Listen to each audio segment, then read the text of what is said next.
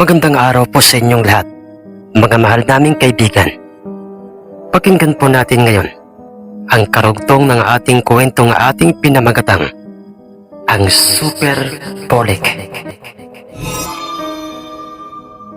Itinali ni Itay at kanyang inalagaang mabuti ang kaisa-isahan at namumukod tanging panabong na binansagan na nga nilang Super Bolik.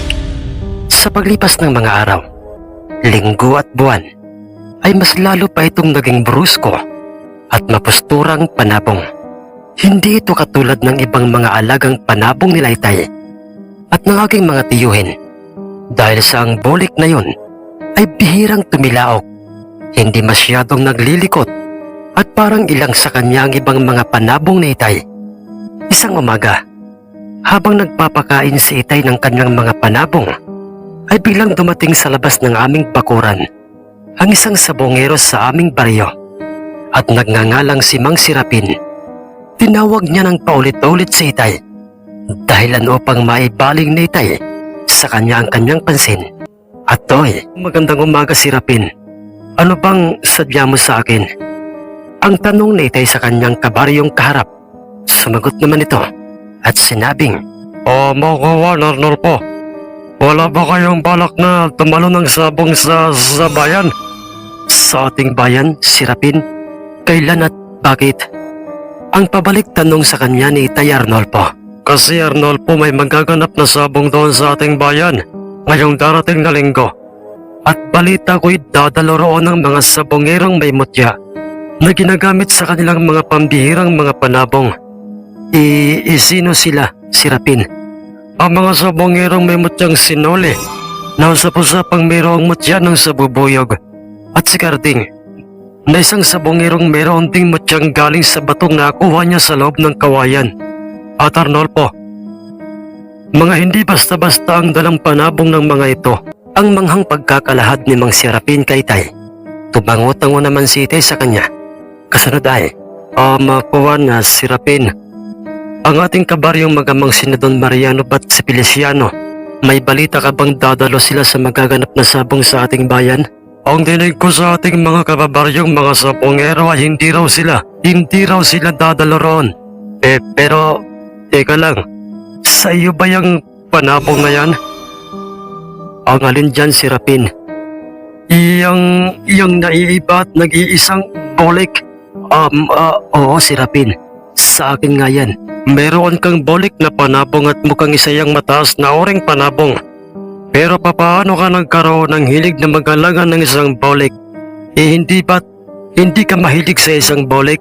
At hindi lang ikaw kundi maging ang mga bayaw mo? Ang totoo niyan, Sirapin, tama ka.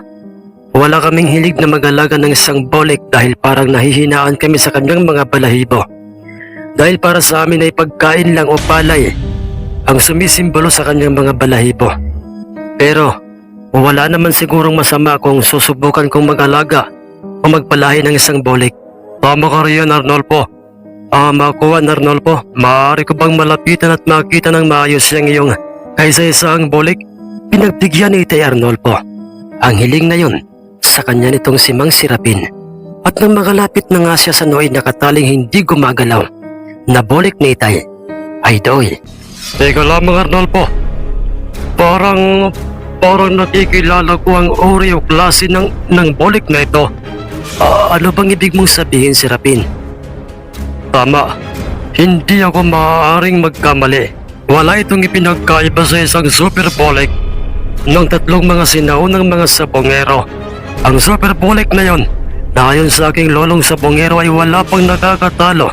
Arnolpo, paano ka nagkaroon ng isang super bolik na kapareho ng isang super bolik na alaga ng tatlong mga sinaunang mga sabongero? Paano? Kuwan, Sirapin, hindi ko rin alam kasi ang totoo niyan ay alpas kasi ang ina ng bolik na yan. Kung saan ito nakakarating upang maghanap ng makakain niya. Kaya siguro ay isa sa ating mga kababaryong mga sabongero na may alagang bolik na panabong ang nakabarakos sa ina ng bolik na yan. Ang pagsisinungaling ni Itay sa kanya. Maaaring tama ka yan, posibleng mangyari yan. Dahil sa marami tayong kabaryong may mga alagang bolik na tandang, lalong-lalo na nga si Jesus, yung ating kabaryo Halos lahat ng kanyang tandang ay mga bolik. Pero naiiba ang kulay ng bolik mo, Arnolfo. Kulay dilaw ang mga balahibo na merong nakahalong mga itim na mga balahibo. Mataas at wala talaga itong ipinagkaiba. At wala talaga itong ipinagkaiba sa super bolik na yon. Baka naman si Rapin ay nagkataon lang ang lahat. Nagkataon lang na itong aking bolik ay naging kapareho ng super bolik ng mga sinasabi mong mga sinaunang mga sabongero. Kagaya ng sinabi ko kanina, walang katulad ang super bolik na yon. Matagal na tayong mga sabongero at malamang maging ikaw, Arnolfo, at ang iyong mga bayaw na mga sabongerong katulad natin. At iba pang makakakita nitong iyong bolik ay magtataka at may tatanong nila sa kanilang sarili kung bakit kakaiba itong super bolik mong panabong. Ang manghang pagkakalahad ni Mang Serapin kay Tay. Tumango-tango naman si Tay sa kanya. Kasunod ay, iniisip mo ba, si Rapin, na itong aking bolik at ang super bolik na yun ay isa? Paano mangyayari yun? Matagal ng panahong patay ang mga sinaunang mga sabongerong yun. Oo, Arnolfo, tama ka. Matagal na ngang patay ang tatlong mga sinaunang mga sabongerong yon. Dahil sa katulad natin, mga tao rin silang may kamatayan. Pero hindi ang kanilang alagang panabong. Hindi ang kanilang super bolik. Si Rapin, bakit ano pang ibig mong ipahiwatig sa akin? Makinig ka, Arnolfo. Naniniwala ka man o hindi sa mga misteryo, mga kababalagan ng mundong ating ginagalawan, ay wala na akong pakialam. Dahil nang bago isa isang pumanaw ang tatlong mga sinaunang mga sabongerong yon, ay nawala na sa kanilang pinagtalian ang kanilang super bolik. Isang misteryosong pagkawala. Dahil alam nilang hindi ito ninakaw sa kanila. Hindi nila ito hinanap. Dahil alam nilang kung paanong misteryoso itong napas sa kanila. Alam nilang magiging misteryoso rin ang pagkawala nito, Arnolfo. Makinig ka, Arnolfo. Katulad ni Malaginto, nausap-usap ang isang inkantadong panapong ay ganoon rin ang super bolik ng tatlong mga sinaunang mga sabongerong yon. Ang ibig mo bang sabihin ay si Malaginto at ang super bolik na yon ay mga inkantadong mga panabong, si Rapin? Oo, Arnolfo, ganoon na nga. Ano? Paano magiging isang inkantado? Paano magiging isang inkantado ang isang manok panabong? Ganito yan, Arnolfo. May mga engkantong mabubuti at may mga engkantong masasama. Ang gustong maghihalubelo o makipagkaibigan sa ating mga tao, hindi nila magagawa yun kung nasaan nyo silang isang engkanto. Hindi ba?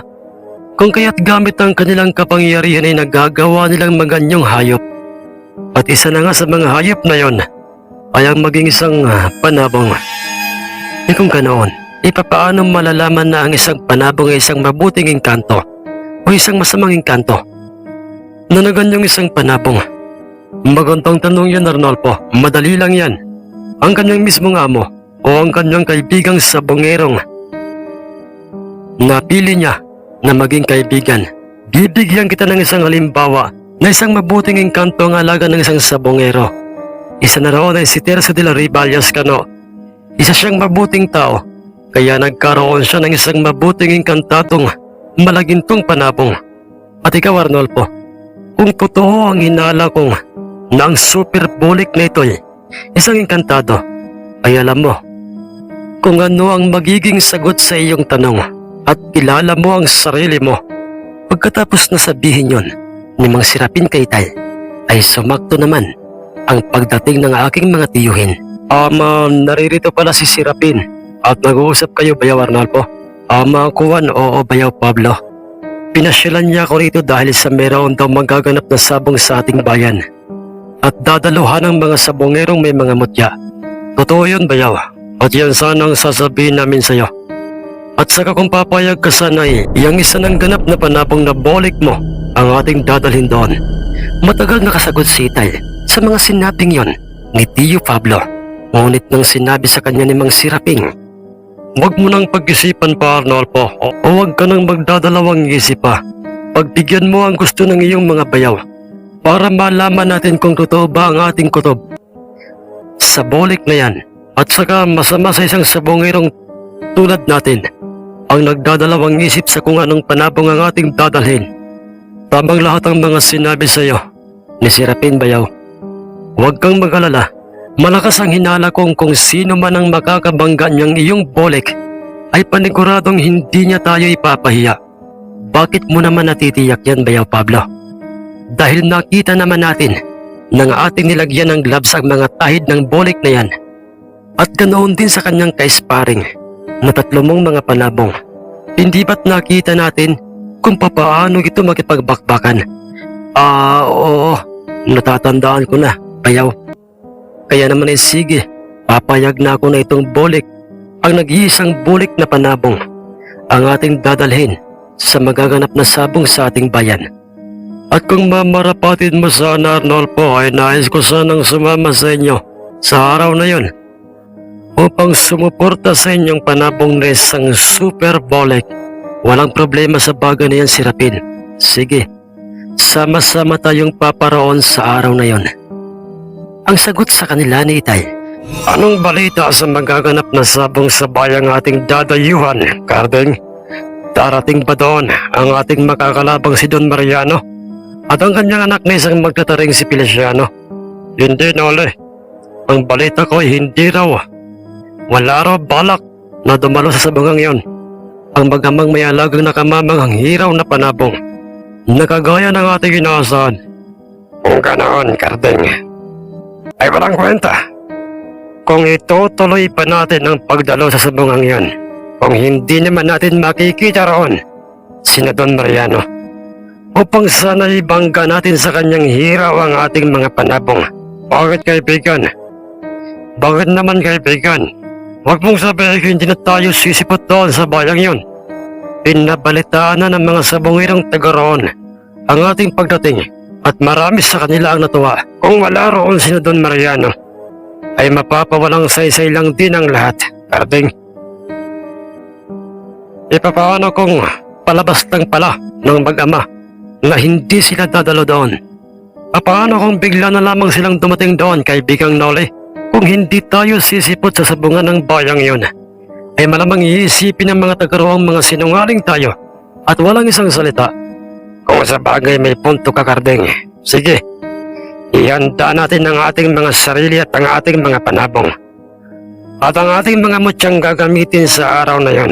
At ayokong mapahiya, mabigo ang ating mga panabong sa araw na yon.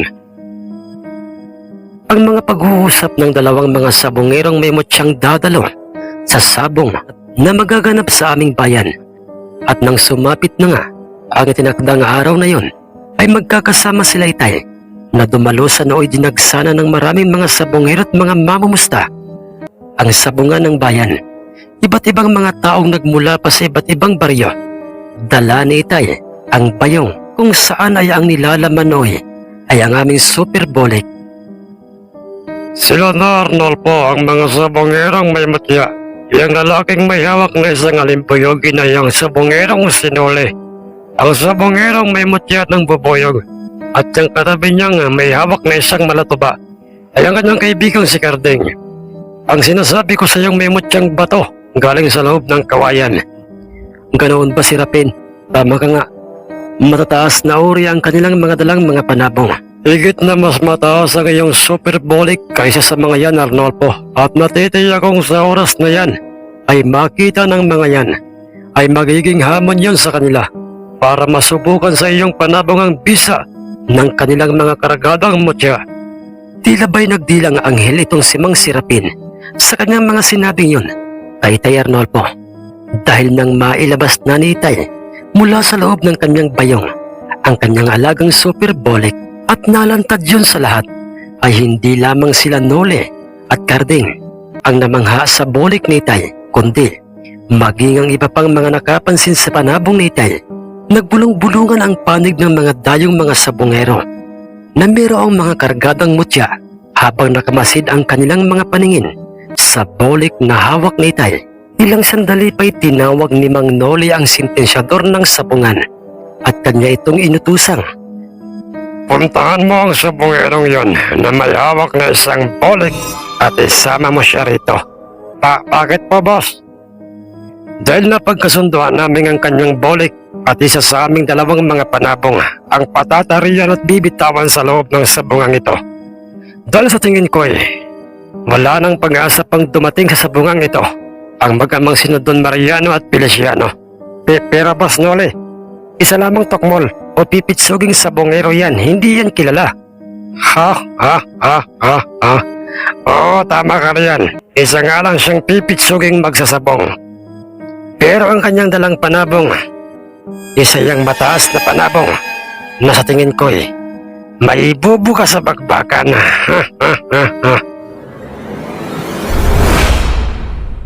Nais ko lamang pong i-shoutout ang mga taong sumusunod kay Boss Lena Relfas, kay Boss Baldayot, at sa kanyang mga kasamahang mga Panther Security dyan po sa Milter Steel Corporation San Simon, Pampanga, kay Boss Bro Rex TV, kay Boss Nelson Enflayo, kay Boss G. Sumudyo, kay Boss Michael Esquivel ng Barangay Bian, Calawag, Quezon, kay Ma'am Elizabeth Arnaiz, kay Boss Renato G. Pulangi ng Barangay Bian, Calawag, Quezon, kay Boss Victor Ticala at kay Boss Emmanuel Escobil. Maraming salamat po sa inyong ginawang pagsubaybay sa ating kwentong ito. Abangan niyo po ang karugtong ng ating kwentong Ang Mutya ng Aswang na ginamit sa sabong. Magandang araw po sa inyong lahat at maraming salamat pong muli.